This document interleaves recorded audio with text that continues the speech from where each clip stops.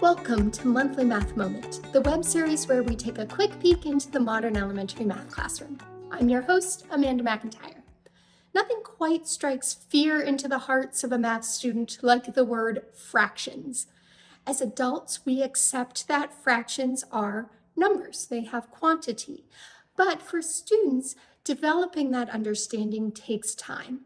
In this month's math moment, we're going to take a look at the progression of vocabulary and skills that students must master in order to understand fractions as a number.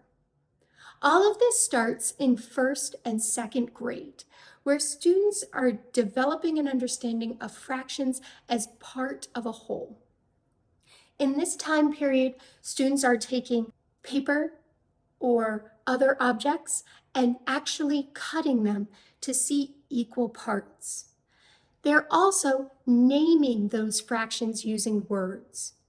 In first and second grade, 2 parts are a half, 3 equal parts are a third, and 4 equal parts are fourths or quarters.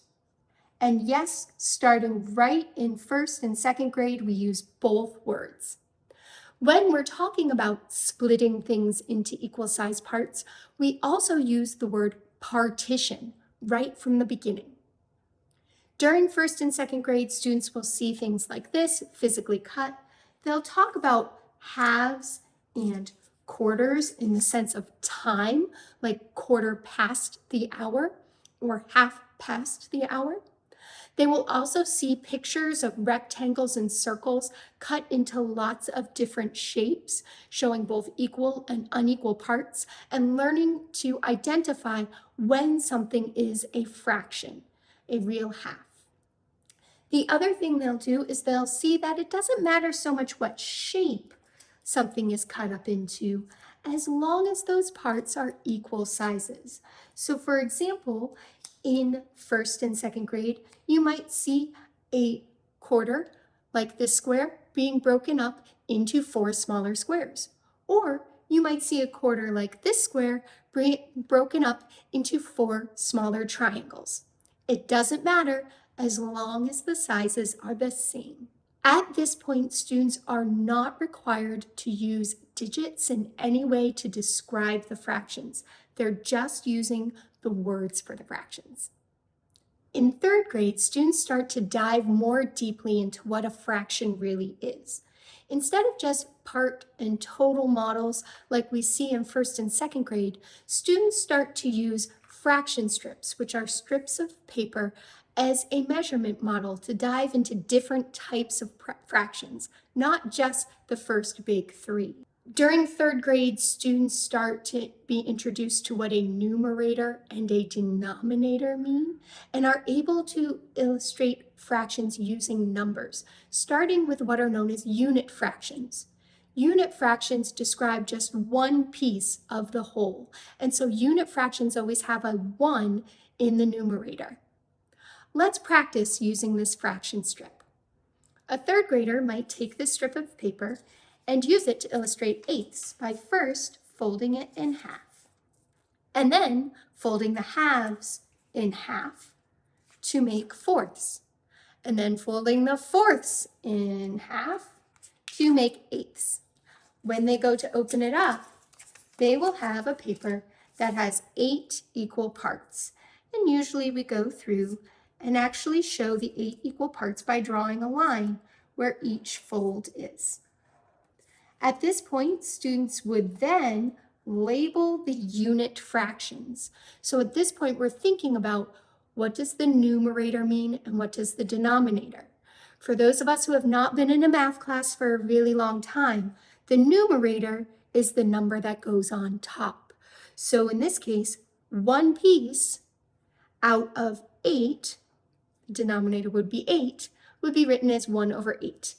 And students would label each piece of their fraction strip to show what fraction that one piece is worth. Once the students have this understanding of unit fractions, they can start to combine unit fractions to make other fractions. So 1/8 and 1/8 and 1/8, they learn to write eventually as 3/8. Fraction strips also become helpful in students starting to use number lines to describe fractions. In this example, we only go up to the number 1, but we can see that if we divide our number line right where we folded our fraction strip, we can end up counting by eighths all the way up to the number 1. Number lines become a powerful tool as students learn to find equivalent fractions. They're able to split up their number lines into smaller and larger numbers. They're also able to start illustrating numbers that are greater than 1. So in this case, they might continue to use their number line going higher than 1, showing 9/8, or an improper fraction. Number lines help us to see that fractions don't just exist between 0 and 1, and they can be named many different things. For example, if we used our eighth fraction number line here, we might see that we could split 1/2 in the same place as 4/8. If 1/2 and 4/8 are in the same place on the number line, that must mean they are equal to each other. In third grade, students are starting to find equivalents, but they're doing it breaking up number lines or using an area model. So in this case, a student may draw a rectangle and show 1/2, but then start to split that 1/2 up into smaller pieces. That would show that we can take 1/2, or we could call it 2/4, or we could continue to cut it up into smaller pieces and call it 4/8. Either way, it's still the same amount. Understanding what the numerator and the denominator mean in the numbers, being able to plot them on number lines, being able to find equivalent fractions either using an area model or a number line, allow our students to reason about fractions and start to be able to compare fractions that have either the same numerator or the same denominator. For example, a third grader who is starting to compare fractions might say that 3/4 and 3/8 both have the same number of pieces selected because they both have 3 on the numerator, but the size of those pieces are different. 3/4 have larger pieces because there are fewer of them than 3/8. Therefore, 3/4 is greater than 3/8. A third grader at this point wouldn't necessarily need to find a common denominator every time if they can reason about the size of the pieces. There are times when they'll also compare fractions that already have the same denominator. For example, if they had 3/8 and 2/8, they might say that 3/8 and 2/8 both have the same size pieces because their denominator is the same. So more pieces means more parts. 3/8 is greater than 2/8. They will compare fractions using these symbols and using reasoning, but they won't often go as far as finding equivalents to compare fractions just yet. At the end of third grade, students have a pretty good understanding of how to write a fraction. So in fourth grade, a lot of this is repeated and solidified. Fourth grade starts to move away from the fraction strips and area models and focus more on those number lines, and also being able to see fractions in different parts of a number line. Students may see parts of a number line that start at 2 and go to 4. Then they have to find where a fraction is on that. Also in fourth grade, when students are finding equivalents, they start to look for patterns. So for example, if this number line was split into thirds, 2 would be the same as 6/3.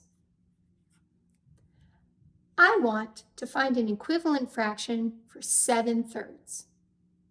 I could split up my thirds even more, or I could use what I know about multiplication to help me figure it out. Let's say I wanted to know how many 6 are in 7/3. I know if I multiply by 1, I get the same number. So I'm going to multiply the top by 2 and multiply the bottom by 2. And I'll end up with a fraction that equals the same amount. 7 times 2 is 14. 3 times 2 is 6. Fourth grade students might also then take this improper fraction and convert it into a mixed number. In this case, 2 and 2/6. Some of them may even see it as 2 1/3. Developing this deep understanding of fractions as a quantity that can be named in many different ways is an important part of fourth grade, so that by the end of fourth grade, students can start to add fractions together.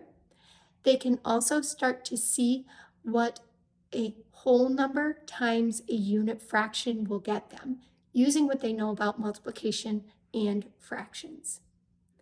In fifth grade and beyond, students take all of this understanding and apply it to addition, subtraction, multiplication, division. And that's where a lot of us as adults start to get a little scared of fractions, because the patterns we once recognized start to change when we multiply by a fraction. Being able to do all of those things starts right here with an understanding of fractions as a number.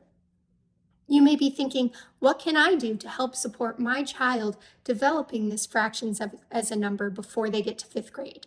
And my answer is usually do some kitchen math. One of my favorite rules in the kitchen is I cut, you choose. Let's say that you and I want to share a bagel, and I get to cut it in half, but you get to choose which piece you take.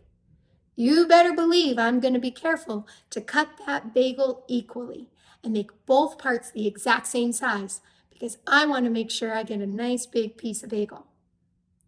Another way you can help your young children as they're developing this understanding of fractions is to include them in measuring when you're making a new recipe. Having them experience what half a cup is and a fourth of a cup is going to help them not only hear those words more regularly, but notice the sizes associated with them. A half is bigger than a fourth. So building that understanding, getting experiences outside of the math classroom, helps all of this more abstract math come into focus for our students. Here in Maine, it's June, and that means the end of the school year. I hope over summer break you all get a chance to have some fun with math at home, maybe play around with some fractions in your own kitchen.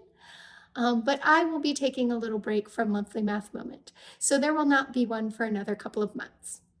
Until then, thank you so much for tuning in to this month's Math Moment.